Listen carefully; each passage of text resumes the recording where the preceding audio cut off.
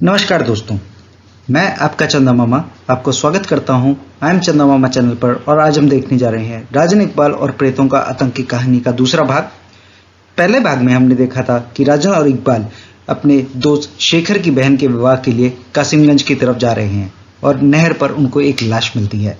एकाएक राजन और इकबाल दोनों ये तय करते हैं कि इस लाश के बारे में वो ज़रूर अपने नज़दीकी पुलिस थाने में जाकर सूचित करें।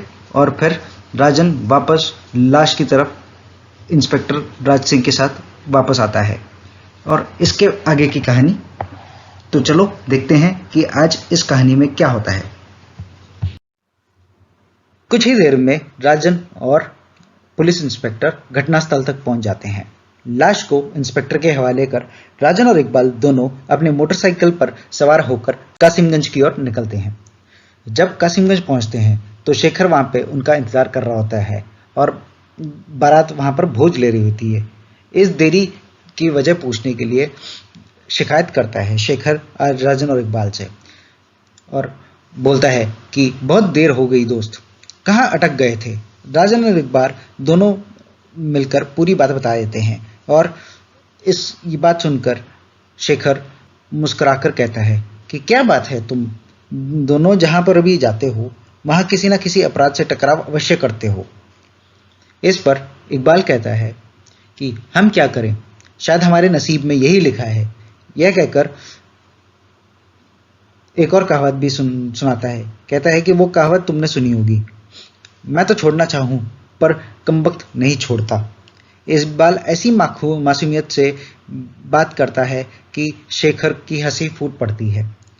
और फिर दूसरे दिन जब वर और वधू को विदा करने के लिए राजन, इकबाल, शेखर और उसके पिता और उनके कई सारे संबंधी उन्हें विदा करने के लिए पहुंचते हैं तो शेखर के पिताजी कहते हैं, बेटा रामनगर जाने के लिए मुख्य सड़क द्वारा ही जाना, नहर की पटरी वाले रास्ते का प्रयोग नहीं करना। तो इस पर जो दामाद है, शेखर के जो जीजाजी हैं, वो कहते हैं कि पटरी के रास्ते से जाने में क्या हानि है पिताजी, उस रास्ते पर जाने से तो हमारा पूरा 30 मील का फेर बच जाएगा। मैं तो उसी रास्ते से आया जाया करता हूं। शेखर के जीजाजी की बात सुनकर शेखर के पिताजी कहते हैं कि उस वक्त की बात और थी बेटा, लेकिन अब तुम अकेले नहीं हो। मेरी बेटी ने हजारों रुपए के जेवर पहने हुए हैं। पटरी वाला रास्ता निरापद नहीं है। तो इस पर शेखर के जीजाजी कहते हैं कि ठीक है, जैसा आप कहते हैं मैं वैसा ही करता हूं। और उसके बाद शेखर के जीजाजी और बहन रवाना हो जाते हैं। तो जैसे ही वर और वधू रवाना हो जाते हैं, राजन शेखर के पिताजी से पूछता है कि अंकल, क्या नहर वाला रास्ता सचमुच ही खतरनाक है? तो इस पर शेखर के पिताजी कहते हैं, हाँ बेटे, इस रास्ते पर कई बार लूटपाट की वारदातें हो चुकी हैं और पटरी पर समांतर खड़े 2 पुराने बरगद के पेड़ों के बारे में आसपास के लोग कहते हैं कि वहां पर उस पर प्रेत रहते हैं। तो इकबाल कहता है, यह लोगों का वहम है, वरना इस 20वीं सदी में भूत प्रेत जैसी चीजों का वजूद ही नहीं है। तो इस पर शेखर के पिताजी कहते हैं कि ऐसा मत कहो बेटा, भूत प्रेत होते हैं और बरगद के प्रेतों वाली बात बिल्कुल सही है। उस नहर में कई बार ऐसी लाशें निकली हैं जिसका प्रेत खून पी गए हैं। शेखर के पिताजी की बात सुनकर राजन कहता है कि हमने भी कल नहर में एक बहती हुई एक लाश देखी थी। आपका क्या विचार है, उसका भी प्रेतों द्वारा खून किया गया होगा या खून पिया गया होगा? तो इस पर शेखर के पिताजी कहते हैं कि बहुत मुमकिन है वह प्रेतों का ही कारनामा हो, पर तुम ये बात किस लिए पूछ रहे हो? तो इस पर इकबाल कहता है, यूं ही महज दिलचस्पी के लिए। वैसे अंकल, यह बरगद का पेड़ यहां से कितनी दूर होगा? तो इस पर शेखर के पिता कहते हैं कि यहां से 30 किलोमीटर दूर वह नहर है और उस नहर की पटरी के दक्षिण की ओर कोई 7 मील के फासले पर दोनों पेड़ हैं। बहुत देर तक खामोश खड़ा हुआ शेखर बोलता है, अगर तुम दोनों वहां जाने का विचार बना भी रहे हो तो उसे यहीं पे स्थगित कर दो। तुम वहां नहीं जा सकते, तुम मेरे मेहमान हो और मैं तुम्हें किसी मुसीबत में फंसने की सलाह नहीं दूंगा। तो राजन इस पर कहता है कि घबराओ मत शेखर, हम वहां नहीं जा रहे हैं। अंकल ने जीजाजी को उधर जाने से मना किया था, इसलिए हमारी भी दिलचस्पी जाग उठी थी। फिर बातचीत समाप्त हो गई और सब घर वापस लौट आए।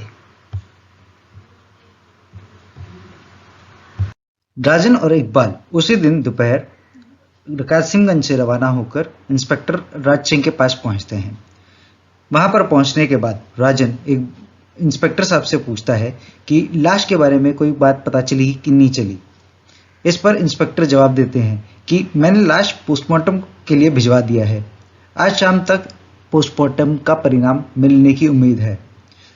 तो और इस पर राजन कहता है कि चलिए घटना स्थल पर चलते हैं, शायद हमको वहां पे कोई बात पता चल जाए या फिर वहां पर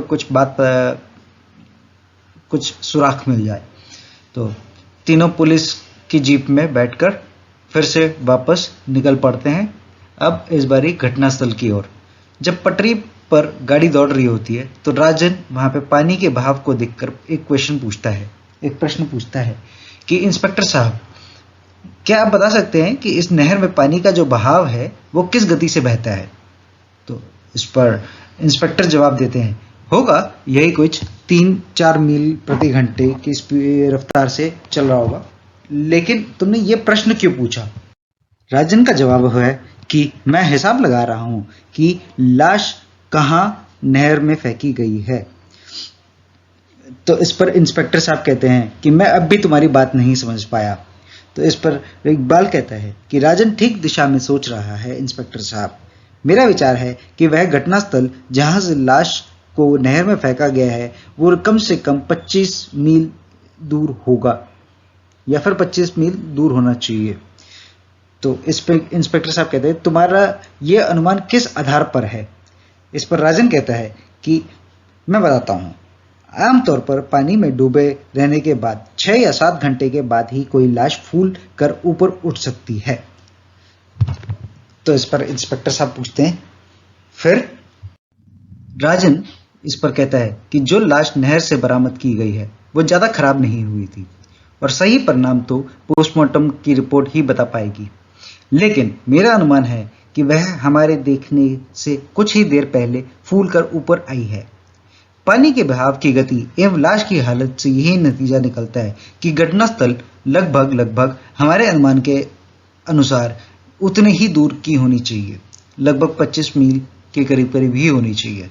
तो इस पर इकबाल पूछता है कि राजन, कहीं ये घटनास्थल की वही स्थान तो नहीं है जो शेखर के पिताजी ने हमको बताया था? इस पर पुलिस इंस्पेक्टर चौंक जाते हैं और सोच रहा होता है कि मन ही मन सोच रहे होते हैं कि राजन और इकबाल क्या बात कर रहे हैं। बट फिर राजन उसका जवाब देता है कि हाँ, ऐसा हो सकता है और मेरे अनुमान से यह स्थान भी उतनी ही दूर पर होगा। तो इस पर इंस्पेक्टर चौंक कर बोलते हैं, अरे भाई, तुम दोनों आपस में ही बात करते रहोगे या मुझे भी कुछ बताओगे? किस घटनास्थल की जिक्र कर रहे हो तुम दोनों? राजन इंस्पेक्टर राज सिंह को उस बरगद वाले पेड़ के बारे में बताता है। तो इस पर राज सिंह सुनकर कहते हैं कि क्या विचार है तुम्हारा, क्या हम उस जगह पे चलें? तो इस पर राजन कहता है कि जरूर चलते हैं, मैं तो आपसे स्वयं पूछने वाला था कि हम साथ में चलें कि नहीं। फिर जीप लेकर तीनों फिर से रवाना होकर उस बरगद वाले पेड़ की जगह तक चल रहे होते हैं और नहर के पटरी पे धूल उड़ाते हुए गाड़ी दौड़ रही होती है और शीघ्र ही वो फासला तय करके बरगद के पेड़ों के पास पहुंच जाते हैं। बरगद के दोनों पेड़ समांतर रूप से पटरी के घेर के खड़े रहते हैं। दोनों पेड़ों के बीच में सिर्फ इतना सा ही रास्ता बचता है कि सिर्फ हल्की वाहन वहां से गुजर पाए। पटरी के साथ साथ खूब घनी झाड़ियां खड़ी थीं। पेड़ों से हटकर कुछ फासले पर इंस्पेक्टर जीप खड़ी कर रोक देते हैं और तीनों नीचे उतरते हैं। क्या यही है वो बरगद के पेड़ जिनके बारे में तुम लोग जिक्र कर रहे थे? तो इस पर इकबाल कहता है कि हाँ, सुना तो यही है इंस्पेक्टर साहब, और यह भी सुना है कि यहाँ पर खून पीने वाले प्रेत रहते हैं। इंस्पेक्टर राज सिंह बरगद के पेड़ को देखकर कहते हैं कि सचमुच बड़े पुराने पेड़ लग रहे हैं और काफी ऊंचे भी हैं। इसकी तने भी खूब मोटे मोटे हैं और सैकड़ों शाखें इसकी निकलकर जमीन को छू रही हैं। इस पर राजन कहता है कि लेकिन ताज्जुब यह है कि कैनाल डिपार्टमेंट ने इन्हें काटा क्यों नहीं? समूची पटरी घिरी हुई है इनके तनों से। तीनों बात करते हुए पेड़ों के साए तक पहुंच जाते हैं। दाएं बाएं देखकर इकबाल कहता है कि बड़ी निशब्दता है यहां पर। ऐसे भयानक वातावरण में लोगों का यह अनुमान लगाना भी ठीक है। इन पर प्रेतों का वास है, यह उचित भी लग रहा है। तो इस पर राजन कहता है, क्या डर लग रहा है तुम्हें? तो इस पर इकबाल कहता है, मैं कभी किसी से नहीं डरता। जब हमने कई सारे खतरनाक अपराधी को कानून के हवाले किए हैं, तो ये फिर अदृश्य प्रेतों से क्या डरना? तो इस पर इंस्पेक्टर कहते हैं कि मेरा ख्याल है कि हमें अलग अलग घूमकर इस स्थिति का जायजा लगा लेना चाहिए। तो इस पर राजन कहता है, आप बिल्कुल ठीक सोच रहे हैं। आप झाड़ियों की ओर जाकर देखिए, मैं और इकबाल इन पेड़ों का निरीक्षण करते हैं। इंस्पेक्टर राज सिंह पेड़ों के साए से निकलकर झाड़ियों की तरफ बढ़ते हैं। राजन पेड़ों की ऊंचाई देखता है और इकबाल पेड़ के तनों को टटोलने शुरू कर देता है।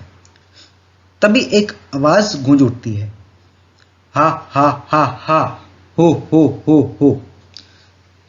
इस आवाज सुनकर पेड़ों पे बैठे हुए कई सारे परिंदे भयानक आवाज करते हुए पंख फड़फड़ाकर उड़ के बाहर निकल जाते हैं। तो इस पर राजन और इकबाल दोनों सहम कर एक दूसरे का मुंह देखने लगते हैं। तो इस पर इकबाल कहता है, यह भयानक आवाज कैसी है राजन? क्या यह सचमुच प्रेतों की आवाज तो नहीं? तो झाड़ियों पे खड़े इंस्पेक्टर अपनी सर्विस रिवॉल्वर निकालकर जोर से चिल्लाता है, क्या है वहां? कैसी आवाज है ये? इंस्पेक्टर राज सिंह झाड़ियों से निकलकर पेड़ के पास हाँफते हुए पहुंचते हैं, जहां राजन और इकबाल सहमे खड़े रहते हैं, जो अब भी ऊपर देख रहे होते हैं पेड़ की तरफ। तो इस पर राजन कहता है, आवाज ऊपर से आ रही है इंस्पेक्टर साहब। इंस्पेक्टर ऊपर की तरफ देखते हैं, पर तभी जिस ढंग से अचानक की आवाज आई थी वो बंद हो गई। अरे, आवाज तो बंद हो गई है। इस पर राजन कहता है, हाँ, और अब हमें वापस चलना होगा। सूरज ढलने को है और हमारे पास रोशनी का कोई प्रबंध भी नहीं है। तो इस पर इंस्पेक्टर कहते हैं कि ठीक कहा तुमने, कल सवेरे आएंगे हम लोग फिर से चेक करने के लिए। फिर तीनों गाड़ी पर बैठकर वापस निकल जाते हैं। तो अभी सिर्फ जीप से 1 किलोमीटर की दूरी का फासला इन्होंने तय किया था, तो कि सामने पटरी पर आते हुए एक साधु उनको दिखाई देता है। तो इकबाल सोचता है कि इस समय यहाँ पर किसी औधर साधु का क्या काम है और कहाँ जा रहा है। इंस्पेक्टर राज सिंह अपनी जीप साधु के निकट पहुंचकर खड़ी करता है और पूछता है, बाबा इधर कहाँ जा रहे हो? तो इस पर साधु कहता है कि सामने वाले गांव में ठाकुर राम प्रसाद के घर, मुझे उनके घर पे एक अनुष्ठान पूरा करना है। तो इंस्पेक्टर कहता है कि बाबा किसी और रास्ते से जाओ, ये रास्ता ठीक नहीं है, आगे खतरा है। तो इस पर साधु पूछते हैं कि कैसा खतरा बच्चा? राजन कहता है, आगे बरगद के पेड़ों में प्रेतों का वास है, सुना है कि वे आदमियों का खून पी जाते हैं। तो इस पर साधु कहता है, मैं जिंदगी भर भूत प्रेतों से टकराता रहा हूं बच्चा, भूत प्रेत मेरा कुछ नहीं बिगाड़ सकते। राजन इस पर कंधा झटकाते हुए कहता है कि तुम्हारी इच्छा, तुम्हें बताना हमारा फर्ज था, आगे तुम जानो और तुम्हारा काम। तो इस पर साधु कहता है, मुझे कुछ नहीं होगा, मैं भूतों से नहीं, भूत मुझसे डरते हैं। और फिर उत्तर का परवाह किए बिना साधु आगे बढ़ चलता है। जीप आगे बढ़ चलती है और इकबाल फिर भी पीछे की तरफ साधु को ही देख रहा होता है। तो इस पर राजन कहता है, पीछे क्या देख रहे हो इकबाल? इकबाल कहता है, न जाने क्यों मुझे वो साधु रहस्यमय सा लग रहा है। राजन कहता है, इसमें रहस्य का क्या बात है? साधु ऐसे ही होते हैं, बिल्कुल अलग, अपनी दुनियादारी से कोई मतलब नहीं है। इकबाल कहता है, सो तो है, मैं भी जानता हूं यार, पर एक बात तूने नोट नहीं की। राजन चौंक कर इकबाल से पूछता है कि कौन सी बात? तो इस पर इकबाल जवाब देता है कि अवगढ़ साधु जो त्रिशूल नामा लोहे के रॉड हाथ में थाने था, वह आम त्रिशूल से भिन्न था। आमतौर पर किसी त्रिशूल में 3 अणियां होती हैं, जबकि इसके त्रिशूल में सिर्फ 2 ही थे। इस पर राजन कहता है कि तो इससे क्या हुआ? उसे ऐसा त्रिशूल ही रखना पसंद होगा। तो इकबाल कहता है, क्या इस त्रिशूल से किसी की हत्या नहीं की जा सकती? मेरा मतलब है, क्या इसे मर्डर वेपन के रूप में इस्तेमाल नहीं किया जा सकता? तो राजन के दिमाग में कौन सी पैदा हो जाती है और वह सतर्क होकर बैठ जाता है। इंस्पेक्टर भी जीप का इंजन बंद कर देते हैं और इकबाल को मुड़कर देखते हैं। इस पर राजन कहता है, तुम्हारा मतलब है कि लाशों की गर्दनों पे जो हमें चिन्ह दिखाई दिए थे, वे 2 चिन्ह, उसके बारे में बात कर रहे हो? तो इकबाल कहता है, हाँ, तुम ठीक समझे। क्या ये वे चिन्ह किसी ऐसी चीज की नहीं थी? तो राजन कहता है, बिल्कुल थे यार, और मैं समझ गया तुम्हारी बात। हम अभी उसे पकड़कर पूछताछ करते हैं। ऐसे ही इंस्पेक्टर गाड़ी घुमाकर जीप मोड़कर वापस चलने की तैयारी करते हैं। जितनी देर में इंस्पेक्टर राज सिंह अपनी गाड़ी घुमाकर वापस पहुंचे, तब तक साधु झाड़ियों के बीच में से गुम हो चुका था, और जब तक वो वापस पेड़ तक पहुंचे तब तक साधु का नामो निशान नहीं दिखा इन सबको। तो इस पर राजन कहता है, साधु तो गायब ही हो गया है, अंधकार भी होने लगी है, अब हमें उसकी तलाश करना बेकार ही है, चलो वापस चलते हैं। तो इस पर इंस्पेक्टर गाड़ी घुमाते समय इकबाल कहता है, ठहरे इंस्पेक्टर साहब, अभी अभी मेरे जहन में एक और बात आई है। इस पर राजन पूछता है कि कौन सी बात? इकबाल पूछता है कि तुम्हें याद है राजन कि मैं पेड़ों से वो भयंकर आवाज तब गूंजी थी जब मैं एक पेड़ के तने को टटोलने के लिए गया था और टटोल कर देख रहा था। तो इस पर राजन कहता है, हाँ मुझे याद है, और इंस्पेक्टर साहब के पहुंचने तक वो बंद हो गई थी। तो इस पर इकबाल से राजन कहता है कि कहीं तुम ये तो नहीं कहना चाहते कि वह आवाज बनावटी थी या पैदा की गई थी? तो इस पर इकबाल कहता है, करेक्ट, मुझे भी यही संदेह है।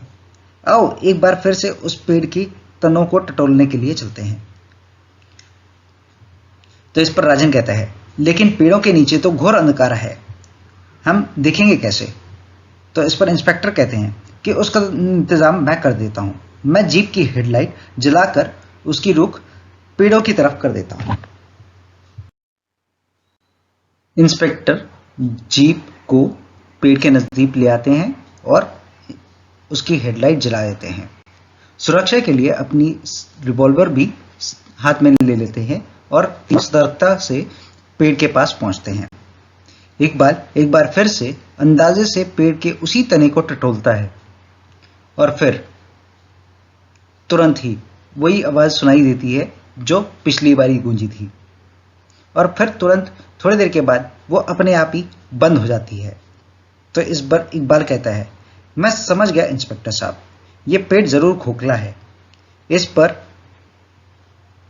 बारीकी से इसके रंग का मिलता जुलता पेंट किया गया है जिससे आम आदमी धोखा खा जाए, और इस तने के अंदर कहीं किसी ऑटोमेटिक टेप रिकॉर्डर का स्विच है जो मेरे स्पर्श करते ही खुद ब खुद चालू हो जाता है।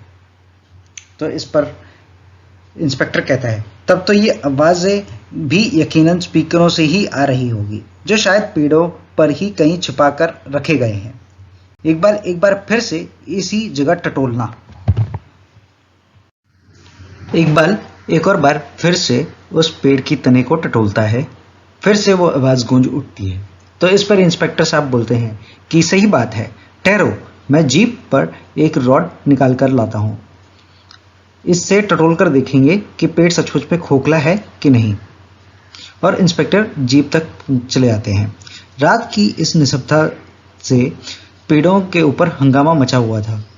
आराम में खलल पड़ा देख परिंदे भी अंधेरे में फड़फड़ाने और बुरी तरह से चीखने लग गए थे। इंस्पेक्टर ने राजन के हाथ में एक लोहे का रॉड थमा दिया और बोला कि तुम दोनों इस रॉड की सहायता से इस पेड़ के तने को चेक करो। मैं रिवॉल्वर के हत्थे से दूसरे पेड़ के तने को देखता हूं। दोनों अलग अलग पेड़ों के तनों में टटोलते हैं और राजन पेड़ पे टटोलता है। टक टक टक करके आवाज आती है।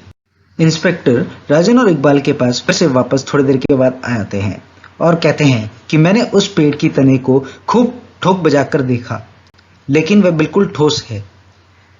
इस पर राजन कहता है कि लेकिन इस पेड़ का तना यकीनन खोखला है, और ठोक कर बजाता है और दिखाता है इंस्पेक्टर को। तो इंस्पेक्टर इस पर कहते हैं कि प्रहार करो और तोड़ डालो उस जगह को। इस पर राजन खोखले स्थान पर चोट मारने की कोशिश करता है और फिर कहता है कि अभी लो, मैं ऐसा करता हूं। तो रॉड की चोट से एक बार फिर से वो आवाज गूंज उठती है, लेकिन वह ऐसे खामोश हो जाती है कि जैसा मानो कि किसी ने उसका गला घोट दिया हो। इस पर इकबाल कहता है कि वो आवाज रुक गई है राजन।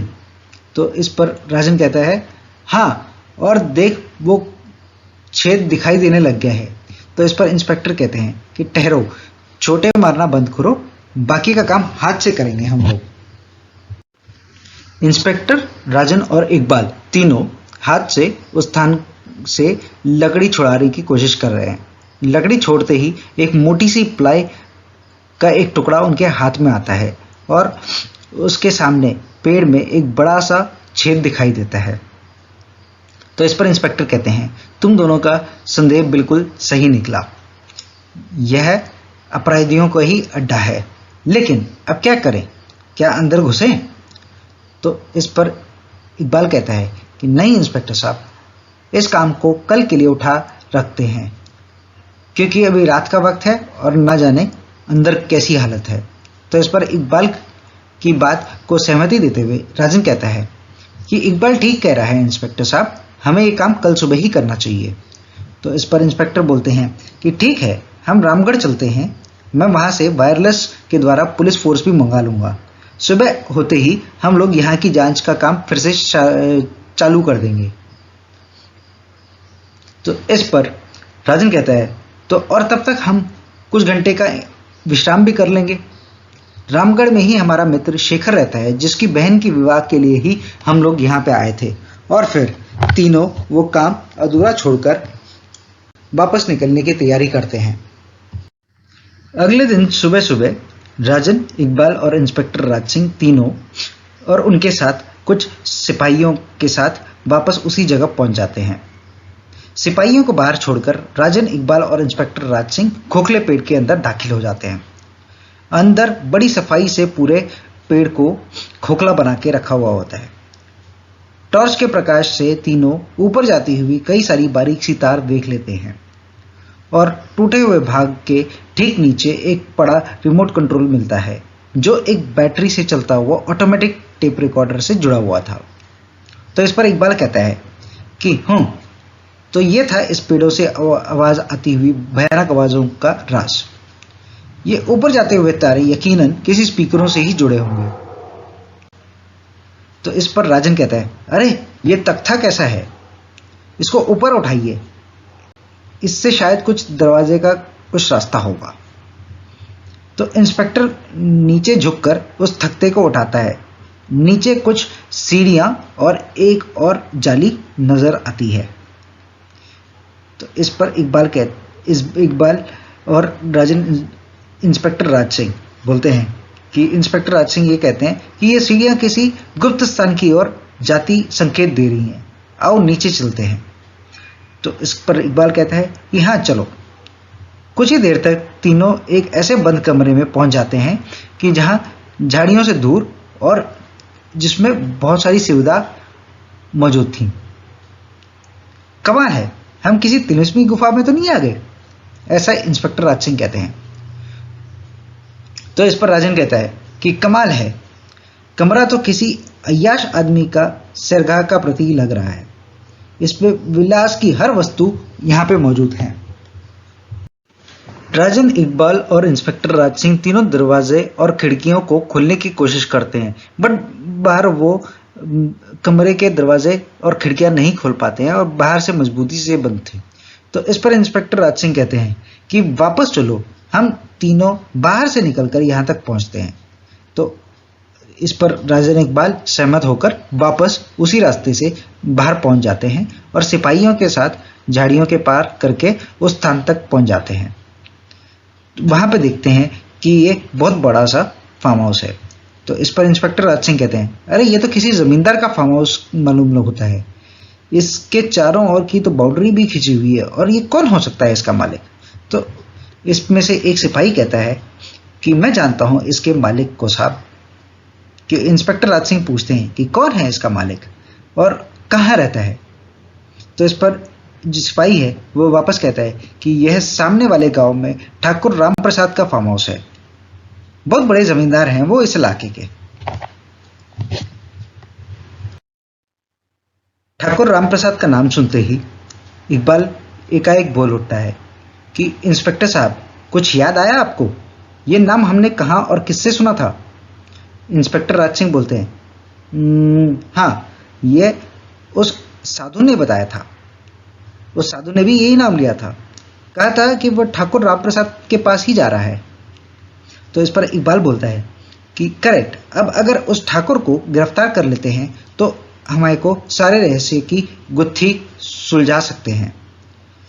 और इस पर राजन कहता है कि और अगर वह साधु नहीं मिले तो उसे पहले गिरफ्तार करना, क्योंकि कत्ल की इन वारदातों में उसका सीधा साधा हाथ प्रतीत होता है। तो इस पर सिपाही में से जिसने राम प्रसाद का नाम बोला था वो बोलता है कि साहब, अगर आप ठाकुर राम प्रसाद पर हाथ डालना चाहते हैं तो सोच समझकर काम करना होगा आपको। ठाकुर बहुत पहुंच वाली आदमी है और कहीं ऐसा ना हो कि आपको लेने के धीरे पड़ जाए। तो इस पर इंस्पेक्टर राज सिंह कहते हैं कि मेरा नाम राज सिंह है, आज तक कोई भी अपराधी मेरे शिकंजे से आकर निकल नहीं सका है। चाहे वो कितना भी बड़ा आदमी क्यों ना हो, मैं उसे जरूर गिरफ्तार करूंगा। तो इस पर राजन कहता है कि इसे कहते हैं दिलेरी। वाह। तो इस पर इकबाल कहता है कि जल्दी कीजिए साहब, देर होने पर कहीं ऐसा ना हो कि अपराधी भाग जाए या खिसक जाए। और फिर राजन, इकबाल और इंस्पेक्टर राज सिंह तीनों अपने सिपाहियों के साथ ठाकुर राम प्रसाद के घर पहुंच जाते हैं। ठाकुर राम प्रसाद वहां पूजा पर बैठा हुआ था और वहीं पर साधु उनसे कोई अनुष्ठान करवा रहा था। पुलिस की जीप को देखते ही दरवाजे पर खड़ा नौकर घबराए हुआ ठाकुर के पास पहुंचता है और बोलता है, मालिक, बाहर पुलिस आई है। तो इस पर ठाकुर राम प्रसाद, पुलिस? पुलिस यहाँ क्यों आई है? तो इस पर नौकर कहता है कि ये मुझे मालूम नहीं है, लो वे अंदर ही पहुंच गए। तो इस पर पुलिस इंस्पेक्टर राज सिंह पूछते हैं, ठाकुर राम प्रसाद आप ही हैं? तो इस पर ठाकुर राम प्रसाद कहते हैं कि हाँ, पर इस समय किसी के घर अनाधिकृत प्रवेश करना क्या मतलब होता है? तो इस पर इंस्पेक्टर साहब पूछते हैं कि नहर के साए वाला फार्म हाउस भी आपका ही है ना? हाँ है। फिर जैसे ही ठाकुर राम प्रसाद कहते हैं कि वो फार्म हाउस उन्हीं का है, तो इस पर इंस्पेक्टर राज सिंह कहते हैं कि हत्या और लूटपाट के जुर्म में मैं आपको गिरफ्तार करता हूं। और इंस्पेक्टर अपने सिपाहियों को बोलते हैं कि गिरफ्तार कर लो इन दोनों को। जैसे ही सिपाही ठाकुर और साधु को गिरफ्तार करने के लिए आगे बढ़ते हैं तो ठाकुर गरजता है और बोलता है, ठहरो, तुम मुझे यूं ही गिरफ्तार नहीं कर सकते, पहले मुझे गिरफ्तारी का वारंट दिखाओ। इस पर इंस्पेक्टर राज सिंह फिर बोलते हैं, मुझे कानून मत सिखाओ ठाकुर, चुपचाप थाने चलो, नहीं तो यहीं इतनी खातिर करूंगा कि पड़ोसी तमाशा देखेंगे। इंस्पेक्टर का ये रूप देखकर ठाकुर की हेकड़ी गायब हो जाती है और धीमे से आवाज में बोलते हैं कि मैं चल रहा हूं, लेकिन याद रखना इंस्पेक्टर, इसके लिए तुम्हें बहुत पछताना पड़ेगा। मैं तुम्हारे अफसरों को इसकी शिकायत करूंगा। इस पर इंस्पेक्टर कहते हैं कि ज़्यादा ड्रामा दिखाने की ज़रूरत नहीं है, चुपचाप जीप में बैठिए और थाने चलिए। थाने चलकर हमारे प्रश्नों का जवाब दीजिए, बाद में तुमसे जो बन पड़े करते रहना। साधु और ठाकुर को गिरफ्तार कर चौकी पर लाया जाता है। इंस्पेक्टर उससे ढेरों सवाल पूछते हैं। साधु बिल्कुल जवाब ही नहीं देता क्योंकि खामोश था और ठाकुर उटपटांग सी जवाब दे रहा था। फिर उसके बाद पुलिसिया हथकंडे से इस्तेमाल किया तो फिर उसके बाद इंस्पेक्टर राज सिंह पूछते हैं, हाँ तो ठाकुर राम प्रसाद, आप सही बात बताते हैं या फिर मैं सिपाहियों को और सेवा करने के लिए बोलूं?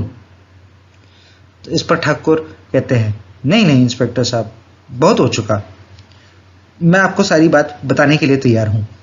तो बोलिए ना साहब, हम तो कब से आपके मुख से सच्ची बात सुनने को बेचैन हैं, ऐसा राजन बोलता है। तो इस पर ठाकुर कहते हैं, ये हत्याएं इस साधु द्वारा की गई हैं। ये चंबल के इलाके के दुर्दांत डाकू फूला सिंह हैं। दुर्दांत डाकू फूला सिंह? ऐसा इंस्पेक्टर चौंकते हुए पूछते हैं और बोलते हैं, हमने तो सुना था कि वह कभी का मर चुका है, उसके सिर पर तो 50,000 रुपए का इनाम भी था। इस पर इकबाल बोलता है, ये वह फूला डाकू है? ठाकुर राम प्रसाद कहता है कि डाकू फूला सिंह को मानव रक्त पीने का चस्का लगा हुआ है और हत्याएं करने के लिए शिकार की गर्दन पर त्रिशूल घोंप कर करता था और उसके जिस्म से निकलने वाला खून पीकर आनंदित रहता था।